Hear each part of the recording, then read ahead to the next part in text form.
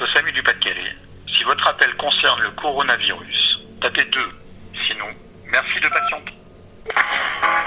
Bonjour, le SAMU 62 va vous répondre. Merci de préparer le lieu précis et le motif de votre appel. Oui, le SAMU. Oui, bonsoir, je vous appelle de la part d'un père de famille. Là, sa fille actuellement a tous les symptômes du coronavirus. Je peux vous donner la ville, le nom et le prénom. Donc elle a de la diarrhée. Et pourquoi c'est pas le papa qui nous appelle? Parce qu'il vous a déjà appelé, apparemment il nous a dit que vous avez dit que c'était pas possible d'intervenir pour certains motifs, qu'apparemment tant qu'on n'est pas dans un coma artificiel ou je ne sais quoi, on peut pas la prendre en charge. Mais les symptômes c'est diarrhée, fièvre 38,6, toux sèche. Alors attendez. 38,6, diarrhée, oui. Ouais. Oui. Une toux sèche, elle tousse énormément. Mhm. Et elle a beaucoup de maux de tête là. Et en fait, ça ne s'arrange absolument pas depuis hier. Et tous les symptômes, c'est depuis hier, hein? Non, ça fait 2 jours là. Depuis 2 jours, oui. Voilà. Je peux vous donner le nom de la ville, le nom, prénom, comme vous voulez. Alors, numéro de téléphone, s'il vous plaît. Alors attendez, je vais vous donner le numéro. De naissance. Alors ça, je l'ai pas avec moi, la date de naissance. Elle a quel âge, l'enfant? 23 ans. Elle a 23 ans. Mhm. Et donc, vous êtes donc un ami de la famille? Voilà, c'est ça. Parce que là, le père a appelé plusieurs fois. Il avait déjà appelé le SAMU, il a fait le numéro là que je vais communiquer et on lui a dit que c'était pas possible de prendre sa fille en charge. Donc j'aimerais bien comprendre pourquoi. Là, ici, attendez. J'ai encore le dossier sous les yeux. Effectivement, elle a appelé nos services. Donc, c'est le papa qui a appelé. C'est ça. Non, d'accord, ok. Et elle a eu le médecin au téléphone, monsieur. Donc là, qu'est-ce qui va pas? Bah, je ne comprends pas pourquoi on ne la prend pas en charge. Il n'y a pas de voyage, il n'y a pas de contact avec des gens ayant voyagé, donc voilà. Oui, mais attendez, je comprends pas parce qu'elle présente tous les symptômes. Là, on voit un petit peu le coronavirus, on se renseigne, on connaît les symptômes. Elle présente. Non, mais monsieur, le coronavirus, il faut avoir voyagé dans des zones à risque. Non. Il faut avoir été en contact avec une personne ayant voyagé dans une zone à risque. Là, c'est pas le cas. Non, mais Pourquoi voudriez-vous qu'elle ait le coronavirus? attendez, excusez-moi, vous savez que le virus est présent partout sur le territoire maintenant. Il ne s'agit pas d'avoir voyagé en Italie ou je ne sais où pour avoir le virus, vous le savez comme moi. Oui, mais monsieur, écoutez, le papa s'est entretenu avec le médecin régulateur. D'accord. Donc, s'il avait estimé que c'était un cas de coronavirus, il aurait fait dépister. Mais non. Il aurait été mis en relation avec l'infectiologue qui aurait fait son travail. Mais il l'a pas fait justement le travail, l'infectiologue. Là on nous répond. Si. Non mais monsieur, on peut pas faire dépister de toute façon tout le monde, c'est pas possible. Comment ça, c'est pas possible? Là on a une fille de 24 ans, elle est jeune, d'accord, elle a tous les symptômes, on peut pas la dépister. Ben non, on peut pas dépister, monsieur, c'est pas possible. Pour quelle raison on peut pas la dépister? Ben écoutez, rappelez le médecin, entretenez-vous avec le médecin que vous avez eu au téléphone, je vais vous donner le numéro de téléphone, c'est Oui, le 0321. Attendez. Ils ont appelé, là le papa a appelé tout à l'heure, maintenant c'est vous qui appelez, monsieur. Je sais bien, mais parce que la situation est urgente, excusez-moi, la situation de cette jeune fille ne s'améliore pas. On nous dit qu'apparemment elle peut pas être dépistée. Moi je suis désolé, je suis dans l'incompréhension, le virus est partout sur le territoire. C'est pas parce que là dans les médias où Macron... Mais monsieur, non mais attendez. Si on faisait dépister tous les gens qui ont la grippe, on n'aurait pas fini. Non mais d'accord, mais on non peut pas dépister tout le monde. Mais non mais d'accord. Vous vous rendez compte qu'elle n'a pas été exposée dans une zone à risque? Mais la zone à risque, elle est partout, madame. Excusez-moi, elle est partout maintenant en France. N'importe qui peut contracter le coronavirus, on le sait. Donc dans ces cas-là, il faut aller chez le médecin et voir le médecin traitant dans un premier temps. Mais si elle est malade, elle a vu un médecin là depuis 2 jours? Bah moi, là apparemment, elle a vu le médecin qui lui a remis une ordonnance. Alors qu'est-ce qu'il a dit? Qu'est-ce qu'il a dit le docteur qu'elle a vu? Parce que vous êtes en train de me dire, mais qu'apparemment, parce qu'elle a pas voyagé dans une zone à risque, du coup, c'est pas le coronavirus et on la dépiste pas. Mais de toute façon, après on va plus dépister les gens, donc alors. Mais attendez, Donc mais là, c'est irresponsable. Le médecin, il l'a mise en confinement pendant 14 jours ou pas? Non. Non, mais c'est pas parce que le médecin a dit qu'il fallait pas la mettre en quatorzaine que tout d'un coup le médecin a raison. Excusez-moi.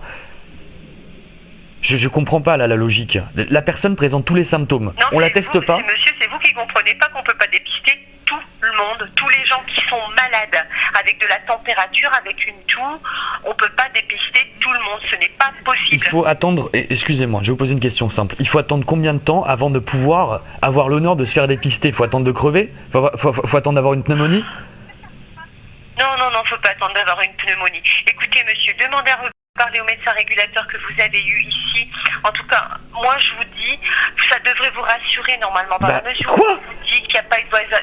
Bon, si vous n'êtes pas rassuré, écoutez, rappelez le service des médecins. Et je vais vous repasser le service des médecins. En plus, vous n'êtes pas sur place, vous. Mais excusez-moi, attendez, là c'est censé me rassurer ce que vous me dites. Moi je suis désolé, je trouve ça irresponsable, je comprends pas. Alors excusez-moi, c'est pas forcément. Tout le monde. Ce n'est pas forcément vous directement parce que vous avez des consignes. J'entends bien, vous me répétez les mêmes consignes, mais là on a une jeune fille de 24 ans qui a tous les symptômes. D'accord, c'est pas parce qu'elle n'a pas voyagé, qu'elle revient pas d'Italie ou je sais pas où qu'elle les a pas, qu'elle est pas positive. Faut le comprendre ça. Faut faire un test. Bon, et le papa, qu'est-ce qu'il en pense? Exactement la même chose que moi. Et j'ai l'impression que malheureusement il a essayé de vous le dire plusieurs fois et qu'on ne prend pas la situation au sérieux. Faut que je fasse quoi? Ça fait 2 jours que tout le monde appelle. Mais d'accord, mais. Pour l'INSEE, là, tout le monde appelle pour 2 jours et je pense qu'à un moment donné, il va falloir que vous preniez conscience qu'on peut pas se faire dépister tout le monde. Ce n'est pas possible. Pourquoi on ne peut pas dépister ces personnes en tout cas qui ont des symptômes? Toute la France n'a pas les symptômes. Toutes les personnes qui les présentent là, qui sont dans une situation urgente. On est dans un pic de grippe, on fait pas dépister toutes les grippes. On n'est plus dans le pic de grippe, je suis au courant. On est en fin d'épidémie de la grippe, là on parle du coronavirus qui est en train d'infecter tout le monde. Oui, on parle trop du coronavirus, exactement, monsieur. Ah, on parle trop du coronavirus? Parce que vous pensez que là on surestime le problème? Comment? Vous trouvez qu'on surestime le problème du coronavirus là? C'est ce que vous êtes en train de me dire? Non, je vous dis pas qu'on surestime le coronavirus. Mais là, si la personne s'entretient avec un médecin, je pense que le médecin a fait son travail. S'il avait estimé le moindre risque, la personne aurait déjà été dépistée. On ne prend pas de risque, justement, monsieur. On est très vigilant, mais alors très vigilant sur ça. Là, vous savez, là, ce que vous êtes en train de faire, c'est qu'après, vous prenez le risque, vous et tout votre service, que cette personne ait plus de complications avec une pneumonie et des trucs encore plus graves. Bon, moi, donc je comprends pas. Hein. Là, je vais vous repasser le médecin, d'accord? Comme ça, vous allez vous expliquer. Allez-y, passez-moi le médecin. Passez-moi le médecin. Très bien, je vous remercie. D'accord, ok. Ne quittez pas, monsieur. Je quitte pas. Allô? Oui, bonsoir. Bonsoir, ma collègue. Oui. Samuel vient de m'expliquer, vous êtes déjà entretenu avec un médecin tout à l'heure ou pas? Non, là j'ai appelé directement votre collègue. Et là vous avez déjà eu son père qui a appelé plusieurs fois. Donc là je vous rappelle la situation. Normalement si vous avez le dossier vous connaissez la situation. Donc on a une jeune femme là de 23 ans qui a la diarrhée depuis 2 jours, fièvre de 38,6, tout sèche, elle tousse énormément. Oui, elle était vue aux urgences d'Arras, c'est ça? Voilà, mais on l'a renvoyée chez elle apparemment et on fait même pas le test pour voir si elle a le coronavirus. Apparemment elle a tous les symptômes, elle sent de plus en plus mal et là elle est au lit chez ses parents. D'accord. Donc moi ce que je ne comprends pas, ce que j'aimerais que vous m'expliquiez, parce que j'ai eu votre collègue qui m'a expliqué, mais moi je ne comprends pas, pourquoi on ne fait pas le test à cette personne, pourquoi on ne prend pas la situation au sérieux, pourquoi on ne l'admet pas à l'hôpital. Je sais pas qu'ils l'ont pas prise au sérieux, monsieur, puisqu'elle a déjà été vue par un médecin. Après, votre idée en soi elle est pas bête, mais vous devriez l'exposer à l'ARS en leur écrivant, parce que c'est pas nous qui décidons de tout ça, monsieur. Oui, mais parce que moi je suis pas son père, hein. Moi j'appelle de la part de son père. Le temps que son père écrive, etc., le temps qu'on lui donne une réponse, le temps que la situation soit prise au sérieux, il va se passer encore combien de temps et on va attendre combien de temps avant que des symptômes deviennent plus graves? Vous savez comment ça se passe le coronavirus là?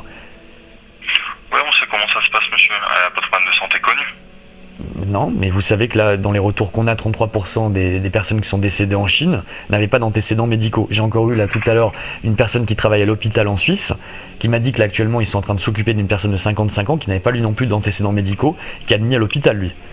En Suisse ils le font, pourquoi on le fait pas en France? Faut demander à l'État français, monsieur. Je vais vous repasser le médecin. Je vais lui expliquer la situation. Qui ne sera pas comme ma collègue ou comme moi vous répondre à votre demande. Malheureusement, mais bon, je vous passe le médecin. C'est-à-dire que il y a que les... Il repasse, c'est un boomerang quoi. Bon. Oui, le docteur Den, médecin régulateur, je suis désolé mais je vais pas pouvoir répondre à votre question parce que c'est le SAMU qui s'occupe de ça et c'est pas les médecins libéraux. Écoutez monsieur, excusez-moi, parce que là on me renvoie la balle, quelqu'un du standard qui m'envoie un médecin qui me renvoie à vous, excusez-moi, mais c'est là le SAMU, le père a appelé 3 fois, on lui a dit non, on prend pas votre fille en charge. Excusez-moi, elle a 24 ans, elle est jeune, elle a tous les symptômes. Qu'est-ce qu'on fait? On va pas attendre que Macron... Le SAMU ne prend pas en charge, c'est pas la peine de téléphoner à un autre service, enfin je veux dire... le SAMU a décidé de pas prendre en charge, c'est sa responsabilité. C'est le SAMU, attendez, excusez-moi, c'est le SAMU qui m'a donné votre numéro, je tiens à le préciser. Oui, ok, mais moi je suis médecin régulateur de garde pour la médecine générale.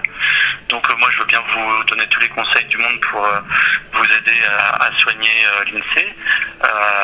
Mais pour le dépistage, j'ai aucune possibilité de pouvoir le faire ou ne pas le faire. C'est pas, je de ma responsabilité, je suis désolé. Tout le monde dit dans tous les sens que c'est le SAMU qui s'en occupe. C'est le SAMU qui s'en occupe, c'est centralisé au niveau du SAMU. Donc ils ont refusé de le faire parce qu'elle n'est pas dans les critères. Maintenant, c'est pas la peine d'insister, personne ne le fera. Mais vous vous rendez compte que c'est irresponsable? Alors je dis pas que c'est vous parce que vous avez des ordres, mais je comprends pas que... Je ne comprends pas la situation. Vous vous rendez compte, vous me dites qu'elle correspond pas aux critères parce qu'elle revient pas d'un pays à risque. Mais on est dans un pays à risque maintenant. On est considéré... Non, mais attendez, vous ne connaissez pas les critères, le SAMU connaît les critères. Donc là... non mais ce sont des... monsieur, c'est du protocole. De faire chez elle le dépistage, c'est que c'est pas la peine. Non monsieur, vous savez très bien comment ça se passe, c'est du protocole. C'est parce que là l'État donne les consignes, on sait très bien que le virus... Ah d'accord, il a raccroché. Et il a raccroché ce crétin. Putain de merde. C'est incroyable, c'est incroyable. Écoutez, c'est enregistré. Incroyable.